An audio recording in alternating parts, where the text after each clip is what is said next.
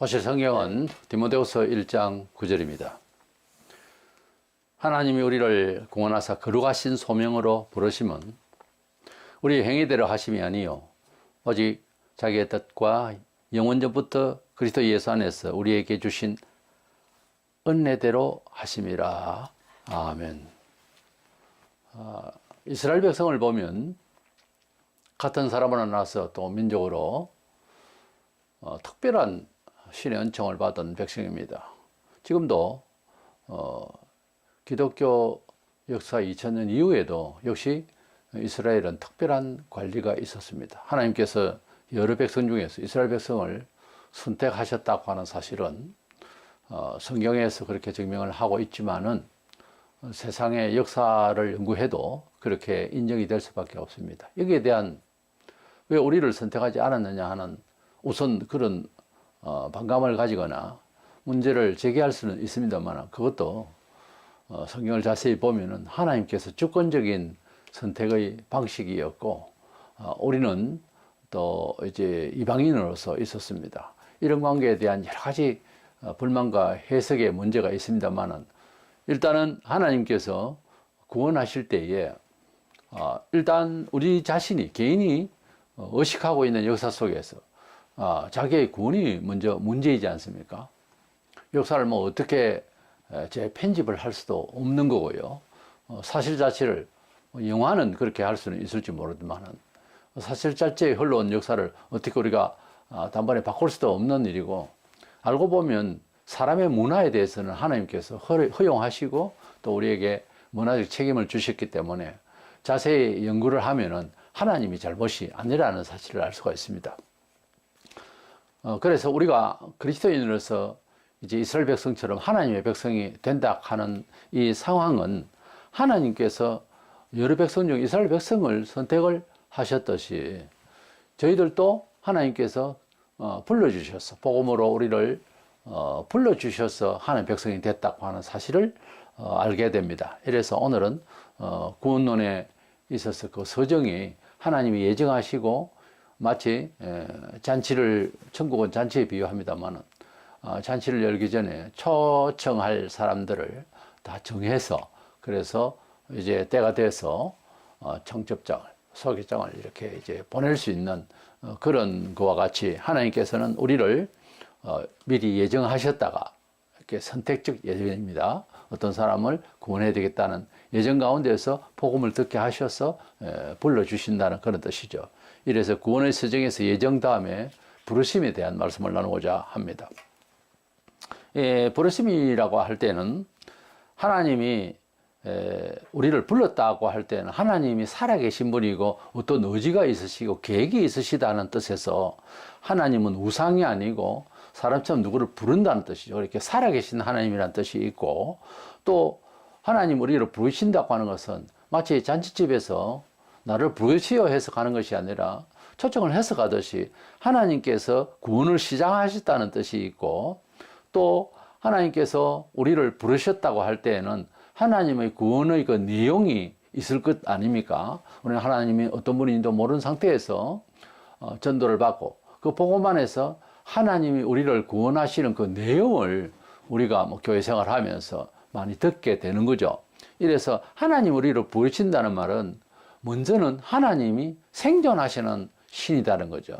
가상의 신이 아니고, 사람이 이렇게 부른다고 하는 것은 그냥 우상이 그렇게 나를 부르는 건 아니잖아요. 그래서 하나님이 우리를 부르신다 할 때는 당신께서 살아계시다 하는 그런 뜻이 강하게 우리가 인식이 되어야 되겠습니다. 먼저 하나님께서 사람을 부르실 때는 외적으로 부르실 것과 또 그 안에서 내적으로 부르시는 그 내용이 나옵니다. 우리가 어디 초청을 받는다고 할 때 여러 사람들이 이렇게 왔지만은 거기에서 정말 VIP 대접을 받거나 아니면 특별히 주인과의 관계가 친밀해서 딴 자리를 이렇게 차서 거기에서 이제 주인과의 그 만남이 이루어지는 그런 경우도 우리가 어떤 만남에 있어서 또 미팅에 있어서 그럴 수가 있죠. 하나님께서 사람을 부르실 때에 교회라 하는 공동체 안에 건물 안으로도 밖으로도 하여튼 이렇게 많이 초빙을 받는 것은 우리 전도를 해서 부른다 이 말이죠. 그러나 정작 하나님의 나라에 정말 부름을 받는 그런 느낌으로 또 그런 내용으로 하나님께서 와닿는 그런 사람이 있습니다. 그 사람을 내적 부르심이라고 그래요. 그래서 외적 부르심과 내적 부르심이 있는데 마태복음 22장 11절로 사절에 보면 임금이 손님들을 보러 돌아올세 거기서 예복을 입지 않은 한 사람을 보고 이르되 뭐 물론 임금님께 찾아가면 반듯하게 옷을 입어야 되겠죠. 그러나 여기에서 비유는 그것이 아니고 믿음의 옷을 말합니다만은 이르되 친구여 어찌하여 예복을 입지 않고 여기에 들어왔느냐 하니 그가 아무 말도 못하거늘 임금이 사환들에게 말하되 그 손발을 묶고 바깥 어두운 데에 내던지라 거기서 슬피 울며 이를 갈게 되리라 하니라. 14절에 청함을 받은 자는 많되 택함을 입은 자는 적으니라. 이렇게 초청을 많이 받지만은 하나님을 간절히 찾고 우리가 죄인됨을 알고 하나님을 믿게 되는 사람은 내적 부르심을 받았습니다. 내적 부르심, 영적으로 부르심을 받은 사람은 믿음이 떠나질 않아요. 그게 특징이에요.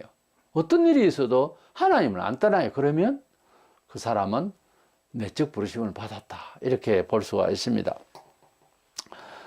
이렇게 하나님께서 이제 불러주시고 우리가 하나님의 자녀가 되게 하시는데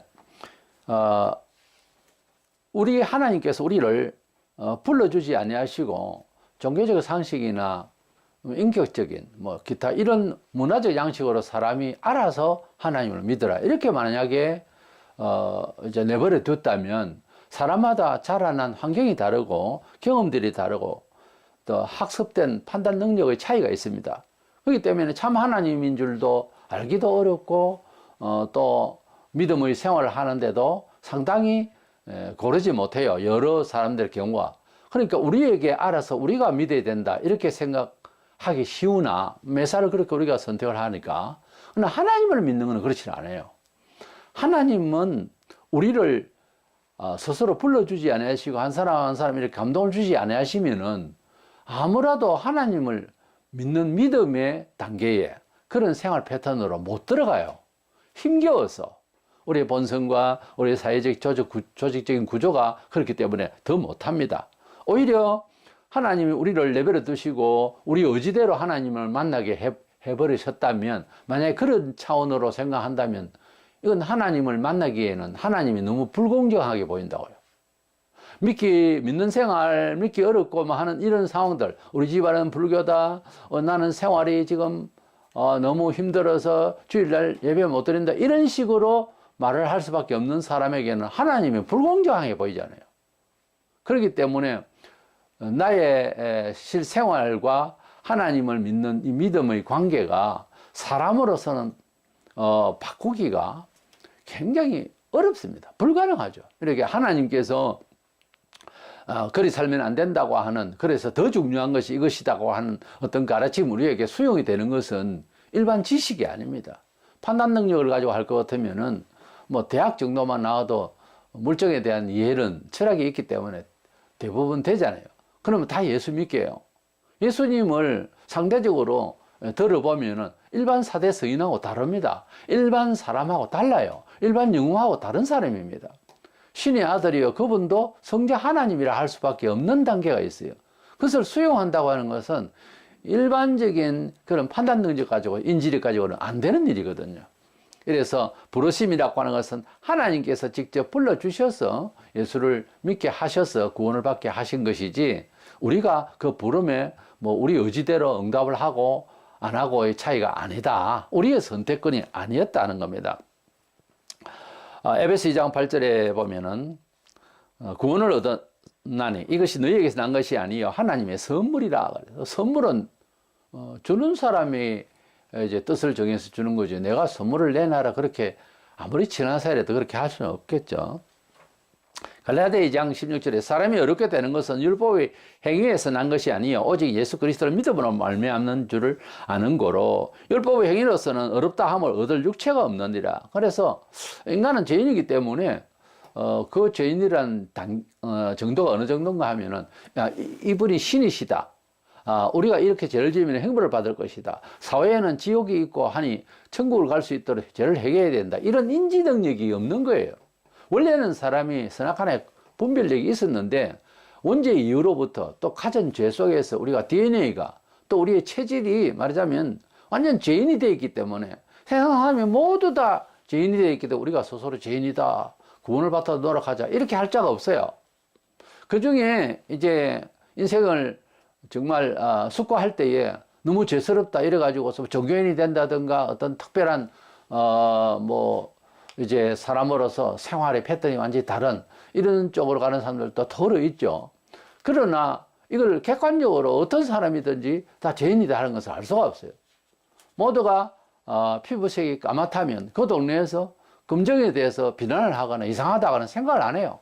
오히려 흑인들이요 검정색을 좋아한대요. 우리 생활 속에서 많이 접하고 경험이 되어진 것을 마다하지 않습니다 원래. 그러니까 사람들 틈에서 군중 속에서 말하자면 그 시대의 가치 속에서 하나님을 믿어야 된다 이렇게 스스로 생각을 할 기능이 상실된 상태예요. 원래는 영혼이 옳고 그름을 아는 건데 죄로 말미암아서 우리 영혼이 죽은 상태예요. 죽은 상태 같으면 뭘 생각을 하고 뭐 행동을 할 수 있겠어요? 시체가 움직여 보세요. 얼마나 두렵습니까? 그렇게 안 된다는 거지 영혼 상태가. 우리가 말을 하고 먹고 키가 자라고 생각을 한다 과학을 한다 하지만 이 모든 것이 꼭 시체가 면서 움직이는 것 같이 하고 있다 이렇게 말할 수 있어요. 그래서 우리가 이러한 가운데서 사는 것을 하나님은 영혼이 죽었기 때문에 죽은 자 가운데서 예수 믿으면 산 자로 봐요.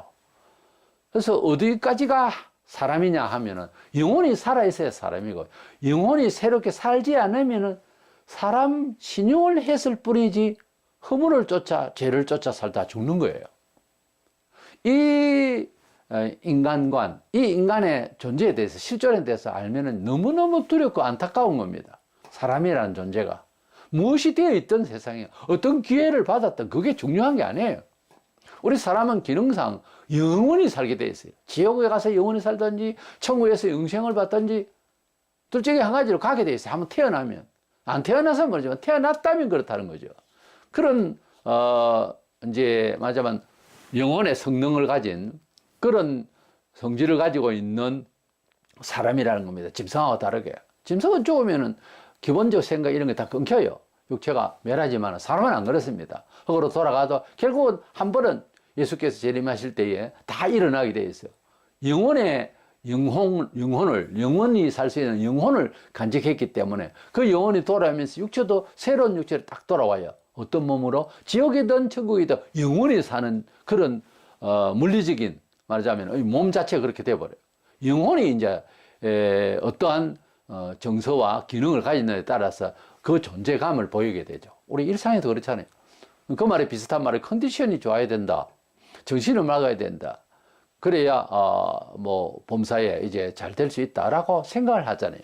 나는 할 수 있다고 생각을 하자 그러고 뭐 그런 말을 하잖아요. 그래서 영혼 상태 혹은 마음 상태가 이제 사람이 사람답게 그가 그답게 행동할 수 있도록 하는 것. 어느 날 우울하고 이럴 때 행동을 보면 주변에서 저 사람 왜 저래? 본래 그렇지 않는데 그런 말 하죠. 그렇습니다. 본래 그렇지 않는 사람이기 때문에 이해해줘야 할 케어를 해줘야 할 필요가 있을 때가 있죠. 그렇기 때문에 사람이 가지고 있는 정신세계라고 하는 것은 물리적이고 이런 문화적인 것보다 더 중요해요, 사실. 많이 가지고 괴롭고 잠도 잘 못 자면 어떡해. 사실 그것도 이해를 하지 않겠다고 그러고 수용하지 않으면 그건 왜 무슨 마음으로 사는데요. 그러니까 눈에 보이는 것 이제 입에 채우고 배를 채우는 것만 가지고 산다면 그건 짐승이죠. 성경에 보면 우리를 짐승 같다고 그랬어요. 막 이렇게까지 가면 굉장히 좀 복잡해지는데 사람이 사람다움과 사람의 목적이 뭐냐를 모르고 인생을 살아요, 사실은.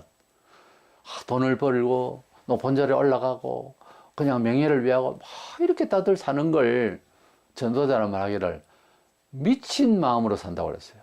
인생 자체가 미친 사람처럼 그렇게 산다고 하는 거죠.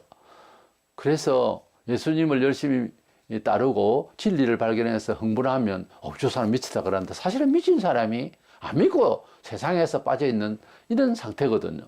성경에 바울이 내가 미친 건 아니라고 정신 차릴 말을 한다고. 하나님을 만나면 진짜 정신을 바로 차린 겁니다. 안 그런다면 아무리 세상 것에 정신을 차리고 지식을 습득하고 해도 안 돼요. 구원이 뭔지를 몰라요.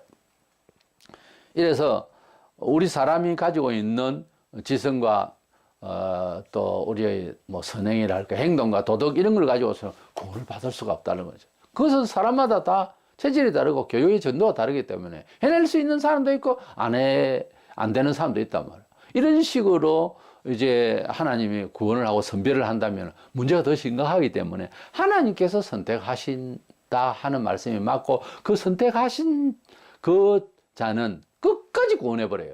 그게 사람의 의지가 아니었다는 거죠. 로마서 9장 11절에 보면 그 자식들이 아직 나지도 아니하고 무슨 선이나 악을 행하지 아니한 때에 택하심을 따라 되는 하나님의 뜻이 행위로 말미암지 않고 오직 부르시는 이에게로 말미암아 서게 하려 하사 그랬어요. 하나님의 부르심은 인간의 의지가 아니라는 거죠. 태어나기 전부터 아예 정해놓은 자를 태어나면 그때부터 보호해 주신다는 거죠. 우리가 뒤돌아보면은 특별히 이제 우리 예수를 이미 믿게 됐고 하나님 발견하게 된 사람들은 이렇게 돌아보면 아, 그때 그 시절 소아 때부터 하나님이 그때부터 도우셨다는 말인가? 감동돼요. 그리고 위험의 순간순간마다 인도하신 발자국을, 하나님의 손길을 잘 읽어볼 수 있습니다. 예수 믿고 혹시 예수 믿기 전의 사생활에 대해서 그렇게 보지 아니하고 그냥 있습니까? 그러지 마세요. 하나님께서 뱃속에서 태어나기 전부터 도우셨다고 하는 이 성경을 보면 우리는 그렇게 감사할 수 있어야 됩니다. 왜냐하면 다음 세월에도 앞으로의 세월에도 그렇게 도우실 것을 알 수 있거든요.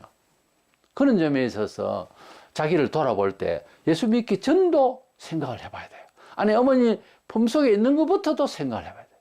주의 도움이 없으면은요, 애를 가져도 유산도 할 수 있고, 전쟁이 돼서 함께 죽을 수도 있고, 별의별 일이 다 있습니다. 우리가 용케도 살아나서 이렇게 이제 세상에 교육을 받고 세상에서 뭐 여러 가지 희로애락이 있습니다만 이런 삶을 누린다고 하는 것은 너무 감사한 일이에요. 예수 안에서 사후의 세계까지 이제 영생을 허락하신 하나님 앞에 되돌아볼 때에 지금까지 하나님께서 어떻게 은혜를 주셨는가를 잘 새겨봐야 됩니다. 잘 묵상해야 돼요. 회상을 해봐야 됩니다. 그리고 그렇기 때문에 도우실 하나님의 미래의 시간에 대해서 확신을 가질 수가 있어요. 그런 걸 좀 연습을 해보세요. 일상에서 시간이 난다, 차가 연착해서 기다린다, 아무것도 못 하고 가만히 있지 말고 자기를 돌아보는 거예요. 매 순간마다 나의 연약함과 부족함은 그 죄를 다 예수의 피로 덮어주시고, 그저 예수님이 날 위하여 돌아가신 것을 고백 한번 함으로써 그렇게 나를 사해 주신 하나님을 감격하면 앞날에도 쉽사리 그렇게 좌절하지 않습니다, 사람이. 예, 그것이 행복한 사람이죠. 세상을 이긴 사람이죠. 우리 부르심의 이해를 두 번째 이제 생각해보자 하는데, 우리가 부르신다고 하는 것에 좀 구체적인 내용을 한번 더 살펴보면은 성경에 12사도 말고 13번째 부름을 받았던 사도 바울 같은 경우에는 유대인의 그 율법 교사라서 집안 빼대가 정말 아주 정통성 있는 바리새인이었어요. 근데 그가 예수에 대한 복음을 들었죠. 무조건 누구든지 복음을 듣지 않으면 구원을 받을 수 없고, 복음을 듣지 않으면 핍박할 일도 없죠. 예수교에 대한 내용이 없는 시절에 누가 하나님 믿었다, 그거는 하늘림이라고 해서 그냥 보이는 세계를 뭐를 우상적으로 믿었겠죠. 하늘도 바다도 우상으로 생겼겠죠. 그러나 하나님, 천지를 지으신 하나님과 예수 그리스도 그 아들을 이 세상에 보내주셔서 우리 죄를 위하여서 십자가에 희생을 당하게 하신, 우리의 죄를 대신 속해 주시는 그런 값을 치르신 예수님의 그 사랑과 또 사흘 만에 부활하신 내용을 듣고 하나님을 아버지라 부를 수 있는 이런 믿음을 가지게 되는 것은 어떤 세상에서든지 똑같이 통하는 겁니다. 아무리 불쌍해 보이고 아무리 특별하다 해도 복음을 듣지 않고는 하나님을 알 수가 없어요. 알 수가 없어요. 그런데 부르심의 그 은혜에 대한 이해가 사도 바울 같은 경우에는 복음을 일단 들었단 말이에요. 그러나 반감이 나서 기독교인을 잡아넣고 돌로 쳐 죽이는 이런 일에 가편 투표를 하고 이런 살인자적인 이런 생활을 했거든요. 그 예수교인을 완전히 다 사로잡아 없애버리려고 하다가 그날도 다메섹 도상 조금 낮은 언덕인데 넘어가다가 저쪽 동네 가서 이제 기독교인을 잡으려고 하다가 주님이 정오에 나타나셨는데 햇빛보다 더 밝은 빛으로 확 나타나서 사울아, 사울아. 그때 이름이 사울이고, 사울은 이제 이스라엘 초대 왕의 이름이잖아요. 아마 부친이 아이 이름을 지을 때에 그렇게 그래서 제가 말씀드린 대로 뼈대 있는 집안이란 말이에요. 아주 정통성이 있는 그런 유대교 집안에서 났던 겁니다. 그가 자기를 이제 이력을 말을 할 때 아주 독하게 믿고 철장 교육을 받았다고 했잖아요. 그래서 그 사도 바울을 원래 이름이 사울인데 사울아 사울하고 이제 부른 거예요. 나중에 이름이 개명이 되어 바울이 됐는데 바울은 작다는 말이에요.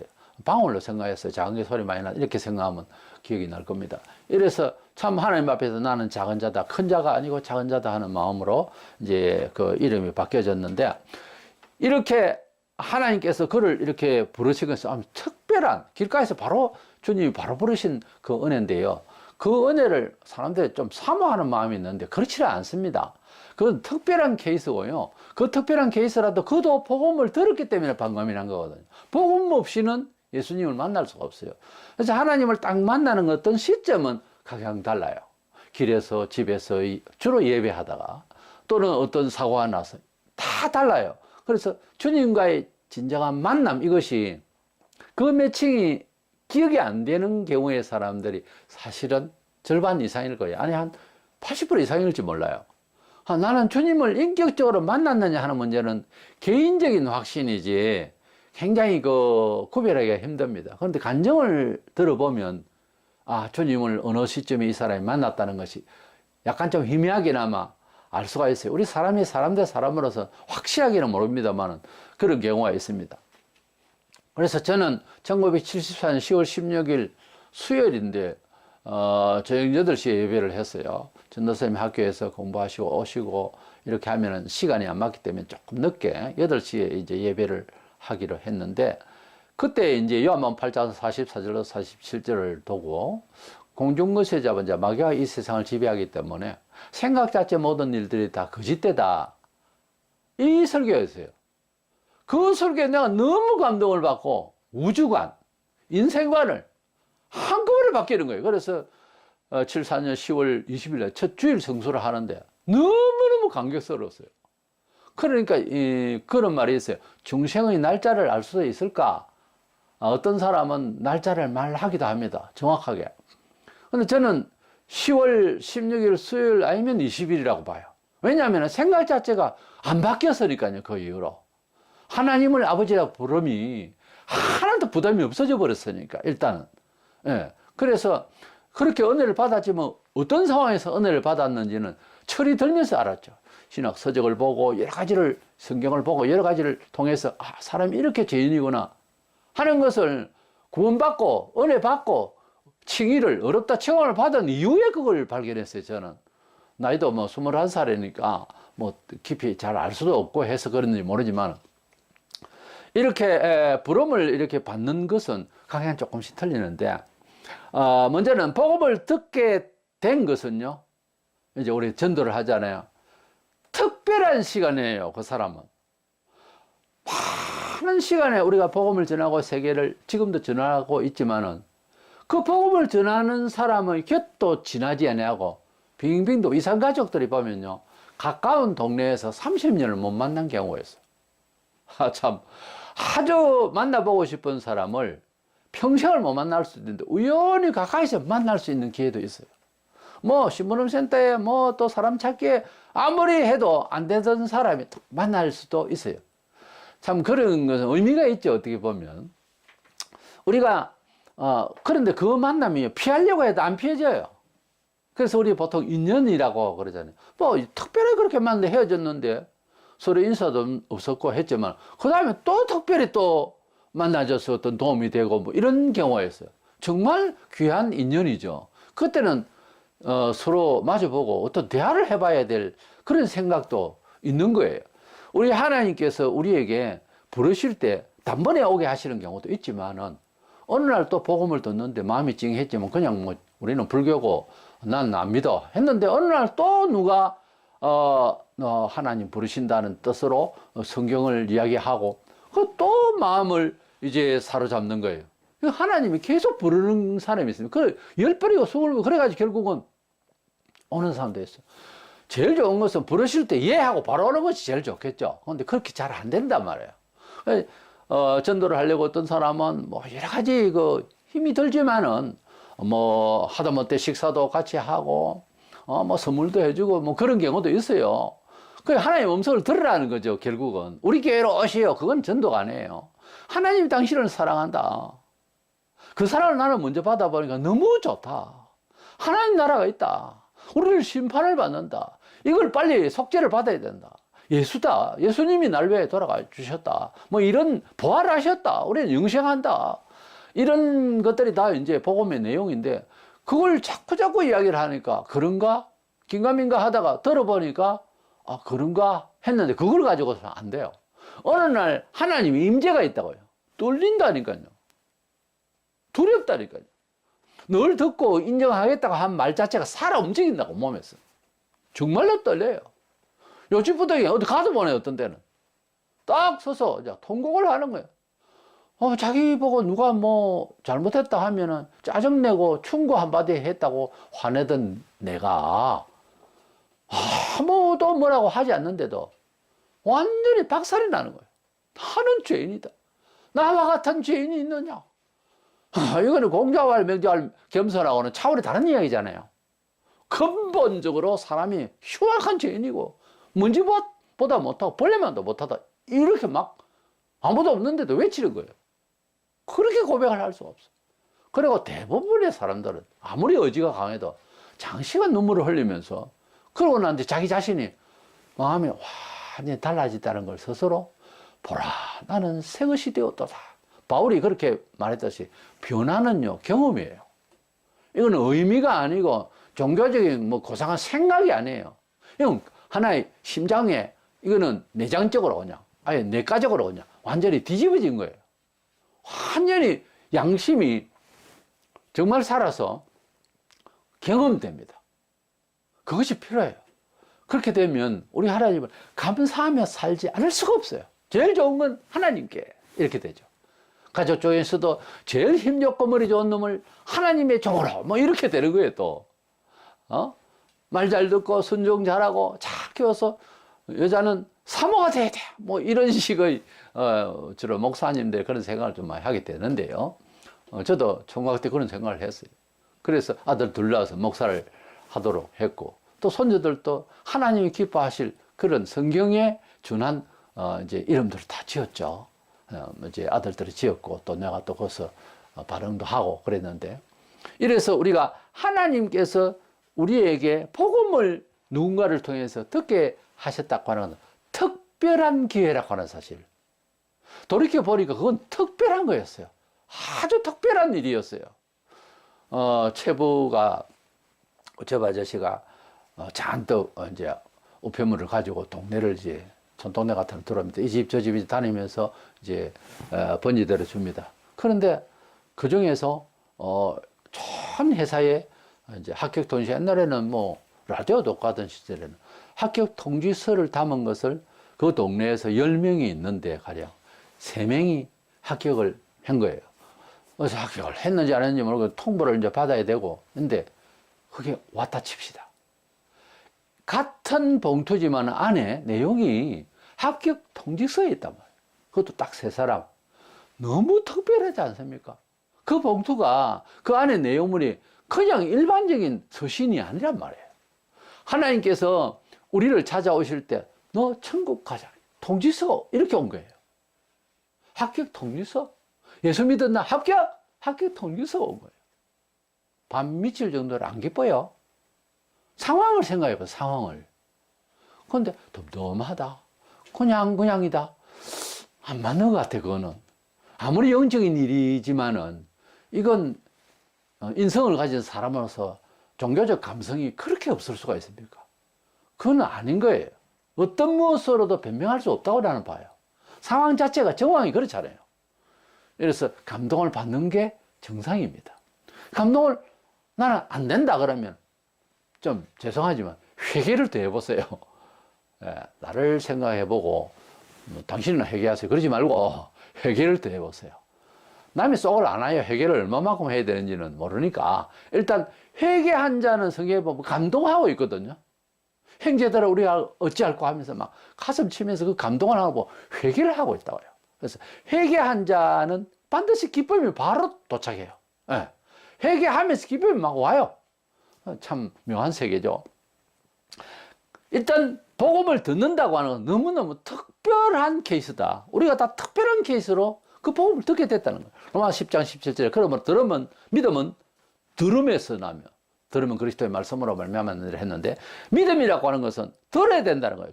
그러니까 하나님의 말씀을 먼저 들었다는 것은 이건 뭐 믿음의 단계 바로 관문에 들어선 거예요. 너무 귀한 시간. 데살로니가 후서 2장 14절 이를 위하여 우리 복음으로 너희를 부르사 뭐 떡 주고 밥 주고 그래서 교회 가자 뭐 이런 경우가 많는데 그보다 참 저를 사랑하셔서 부르신 하나님 음성을 내가 담고 가서 말하는 게 참 중요합니다. 무슨 말을 하더라도 뭐 칭찬하려니까 대중 없이 막 칭찬만 하면 된다. 물론 좋은 덕담은 좋죠. 그러나 기도하고 상대 따라 다르니까 이 시점에서 이 사람에게 무슨 말을 해야 하나님을 근접할 수 있는 말이 될까? 그렇게 생각을 하고 말을 만들어서 담아서 말을 하세요. 그러면은 같은 아우 참 그 옆에 자식이 있으면 아들이 참 준수하고 좋습니다.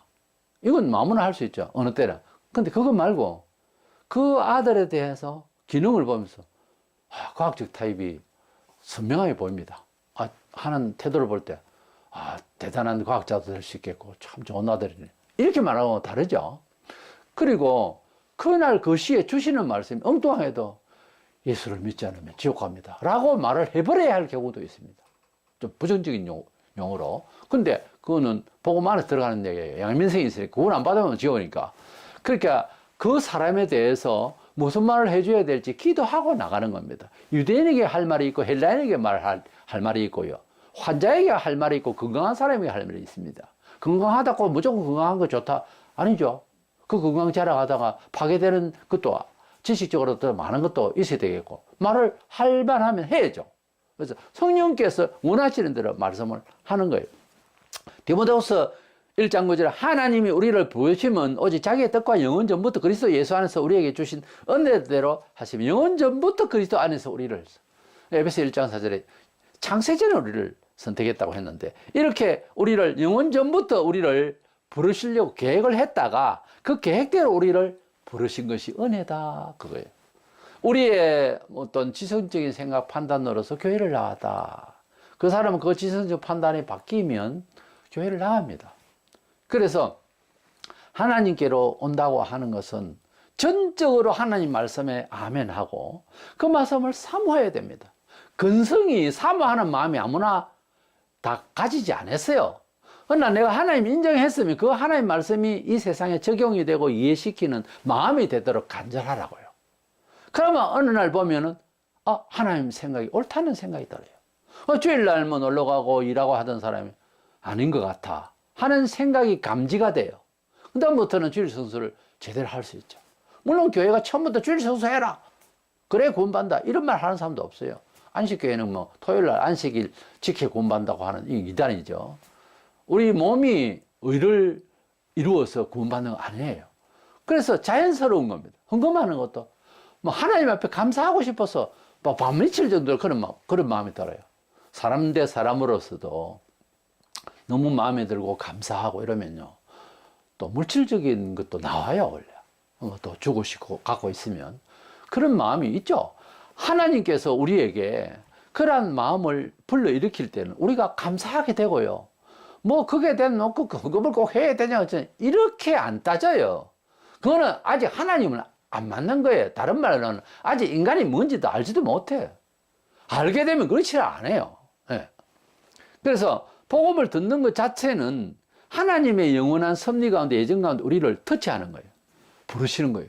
그건 너무너무 특별한 시간이지 않겠습니까?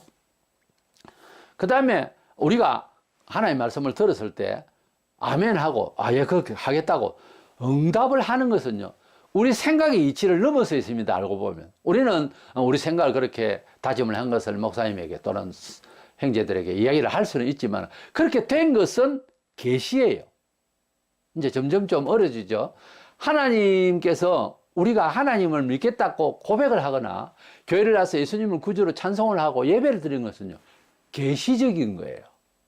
그래서 교회는 하나님의 계시로 이루어졌어요, 사실은. 계시라고 하는 것은 아포칼립시스라는 헬라어 단어는 뚜껑을 열어줘야 안에 뭐가 들어있는지를 보이는 겁니다. 그래서 계시하지 않으면은 예수가 구원자인지 아닌지, 종교 교주인지, 사대석인지 모르는 거예요. 예수님이 하나님의 아들로서 구원자다고 하는 사실을 알게 하셔야 안다는 거죠. 뚜껑을 열어서 보이듯이. 계시하지 않으면 모른다는 거예요. 많은 사람들이 예수님을 따라다녔습니다. 어느 날 조용히 제자들을 놓고 사람들이 나를 많이 따라하는데 나를 어떻게 알고 따르더냐, 나를 뭐라고 하더냐. 예, 뭐 죽은 요한이 뭐 다시 환생했다는 사람도 있고, 눈물을 흘리시고 뭐 참 그러니까 선지자, 눈물의 선지자 예레미야다 하기도 하고, 또 뭐 말씀하시고 하니까 선지자 중에 한 사람인가 이런 사람들도 있고, 이런저런 말들이 많습니다. 우리 생각에는 많은 사람이 예수님을 따라가니까 붕된 것 같지요, 말하자면. 그게 아니라는 거야. 교회를 많이 나온다고 다 구원받는 건 아니에요. 그래, 베드로 보고 너는 나를 누구라고 생각하느냐. 주님의 목적은 거기에 있어요. 사도들에게. 그 사람들 마음 다 알거든요. 주님이 따라오는 걸.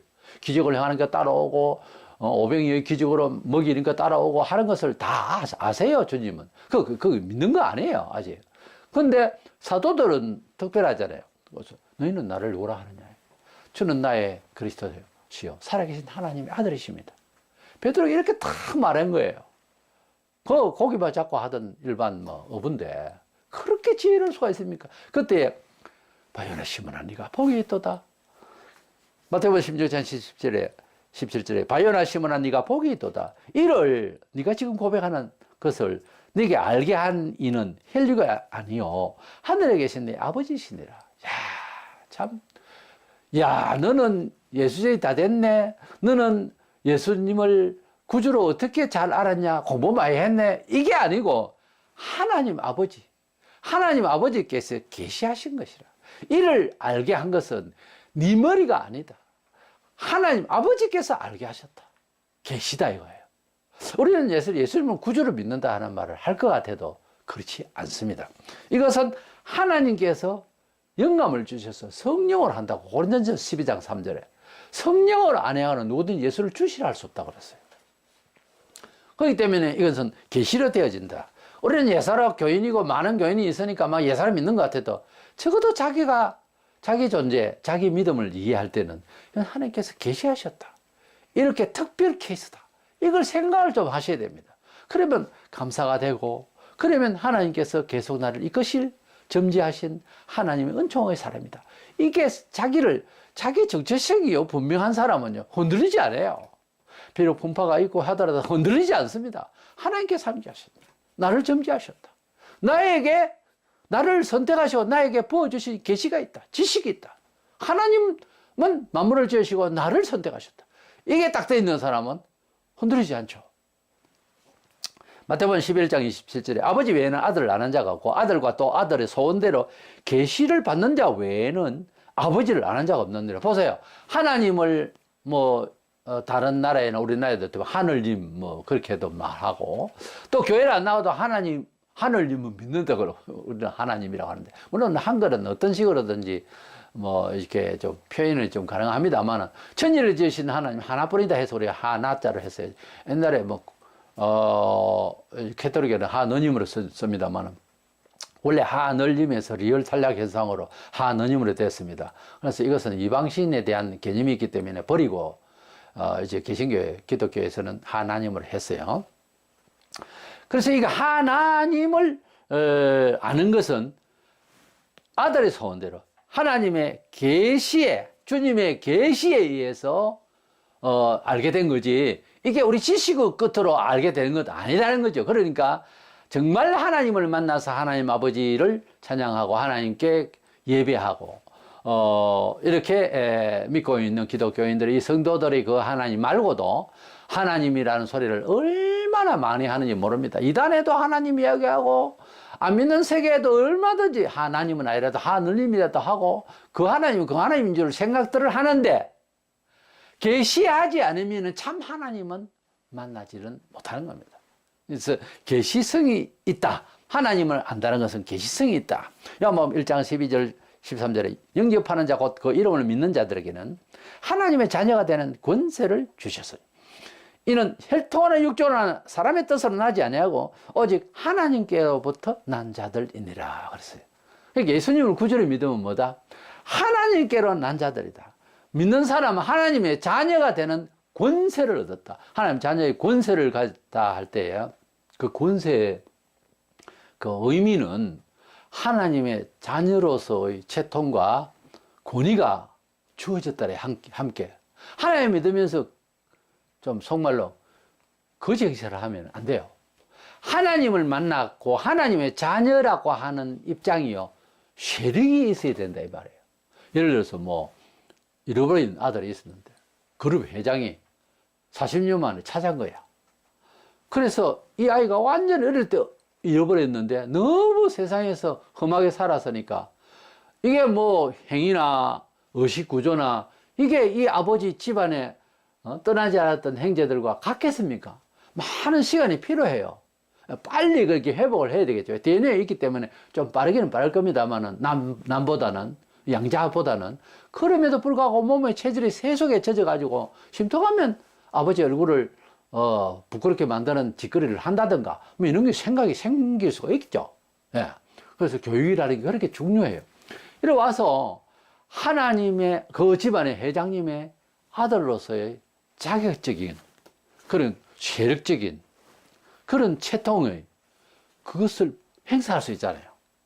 아니 늘 얻어먹던 사람이 나가서 줄 수 있는 힘이 있는데 어디 가서 또 뭘 얻으러 다닌다면 이상하잖아요. 앞뒤 안 맞는 이야기 논리적으로. 그러니까 우리가 하나님의 자녀가 됐을 때는 마귀의 자녀같이 권세 아래에 있다가 거기에 압제당해서 늘 하는 생각이 한국은 한국식, 미국은 미국식, 뭐 거기도 뭐 범죄가 있으니까 중국은 중국식의 노예적 각양의 모습이 있을 거란 말이에요. 근데 한국 안에도 집안 사정이 다 다르니까 교육이 다 다르다 말이에요. 그 하나님의 뜻대로의 삶의 권세보다 익혀온 그 집안의 내력을 가지고서 사는데 집중해요. 사람은. 근데 그걸 바꾸라고요. 자꾸 바꾸려고 해야 돼요. 하나님의 자녀의 권세를, 그 권세의 옷을, 그 권세의 말을, 그 권세의 계획을, 스타일을, 그런 방법을 이렇게 표출해야 됩니다. 안 하던 것이니까 흥분되고 모험적인 그런 감정은 생겨요. 물론. 근데 하나님의 자녀라고 하는 권세를 얻었으면은 이제 하나님의 자녀답게 귀신 든 사람, 귀신이 또 뭐 눈이 휙 돌아가고 이상한 짓만 해서 귀신이 든 게 아닙니다. 하나님의 적극 반박하는 아주 합리적인 지성을 가진 사람도 귀신이 하는 소리예요. 계속 찌르면 나중에 눈이 뒤집어진다고, 사실은. 그래서 그때에 사장님, 선생님, 어르신, 그러는 게 아닙니다. 말 함부로 하는 건 아니지만 상황이 갔을 때는 하나님의 뜻으로 선언을 하고 하나님의 뜻으로 짓궂고 할 권세를 가졌어요. 때문에 삶의 모든 세상의 처세 요소에 있어서 하나님의 자녀의 권세를 자기가 가지고 있다는 차원에서 아주 지혜롭게 잘 선언하고 표출하고 행동하고 채통도 또 지켜야 되니까 굉장히 조심스럽죠. 그러면서도 그 권세를 가지고 있다는 것을 잘 아셔야 됩니다. 그런 모든 것을 함께 주신 명분만 하나님의 자녀라는 것이 아니라 그 권세를 주신 하나님의 자녀라는 입장에서 살자는 거죠. 그렇게 자꾸만 생활을 바꾸어 나가고 체질화해 나가는 것을 성화 생활이라고 그래요. 거룩하게 변한다는 것. 거룩이라고 하는 말은 도덕적 성향이라기보다 입장이 다른 하나님의 뜻대로의 삶을 말합니다. 거룩이라는 말은 원래 세상은 전부 다 속된 것이고 하나님의 것은 거룩한 거죠. 그래서 하나님의 것으로 이렇게 드렸다지 않습니까? 드렸습니다. 이러면 거룩한 거예요. 구별됐다. 이걸 또 갖고 와서 세속적으로 쓴다. 안 되는 이야기입니다. 드려진 것은 그렇게 쓰면 안 돼요. 어떤 사람이 목사를 하겠다고 해서 목사를 했습니다. 그래서 좀 하다가 나중에 그냥 다른 사업을 했습니다. 100% 망합니다. 죽는 수가 있어요, 갑자기. 우리가 하나님께 드려진 것은 손대는 게 아니죠. 예, 하나님께 드려질 것을 함부로 손대다. 그렇게 하는 것이 아니에요. 왜냐하면 그것이 하나님의 자녀다움의 효행 같은 겁니다. 그러면서도 하나님의 자녀이기 때문에 가진 권세를 마귀속의 집에 닿은 형제를 구하기 위해서 강력하게 말을 하고 확실하게 선언하고 그리고 표출하고 그리고 조심하고 하나님의 자녀다움을 잘 지키는 것. 이것만 뭐 조심히 나고 이래도 잘해도요, 축복은 그냥 쏟아지게 되어 있습니다. 하나님의 자녀로 부름을 받았을 때는 모든 것을 다 주려고 생각을 했어요, 하나님이. 얼마나 받았었습니까? 대개의 경우 받은 거는 별로 없고 천국 갈 때까지 그저 교회만 왔다 갔다 한다 이런 생각이요, 거의 80% 이상이에요. 그러면 안 돼요. 뭔가 시대를 확 하니 내가 이제 밀가루가 이렇게 있는데 빵을 만들까? 떡을 만들까? 뭐 이것도 국수를 만들까? 내 마음껏 이렇게 필요한 대로 이렇게 할 수 있는 것이 있듯이, 셰프라면 여러 가지 기술을 발휘해야 할 수 있듯이, 우리가 하나님의 자녀다움을 가지고서 하나님 말씀의 매뉴얼대로 삶을 내가 이해하고 내 생활에 적용하고 보여주고 또 다른 사람에게 권하고 이런 자신감이 넘쳐나야 됩니다. 성경은 내가 다 믿지도 못하고 알지도 못하고 막 이런 상황이라도 하나님 아버지, 우리 아버지 말씀이다. 내가 지금 못 들어도 너는 들어라. 말하는 정도로, 말이 좀 이상하지만 그 정도로 하나님 말씀을 생활에 적용시키려고 하고 하나님 권세를 우리가 행사할 수 있는 그런 자녀가 되기를 원합니다. 하나님께서 우리를 부르셨다는 건 단순히 교회에 왔다 이런 정도가 아니에요. 너무나도 특별한 케이스예요. 이래서 이러한 구원, 기독교 2000년 역사에 부름을 받은 성도들이 일궈놓은 일들이 너무 영광스럽고 너무 커요. 세속적인 것보다 하늘과 땅 차이입니다. 이런 일들을 우리에게 주시기 위해 처음에 우리를 부르셨다는 것. 우리 사람이 뭐 이래 종교 문화 활동 이거하고는 개념이 다릅니다. 많은 종교가 있습니다만은 하나님께서 부르심의 은총을 받아서 자녀가 된 사람은 너무 VVIP입니다. 너무 특별한 사람들이에요. 그런 우리 존재감에 대해서 충실히 정체성을 가지고 의식화하고 삶을 살아가면서 승리하는 저와 여러분 되시기를 주의 이름으로 축원합니다.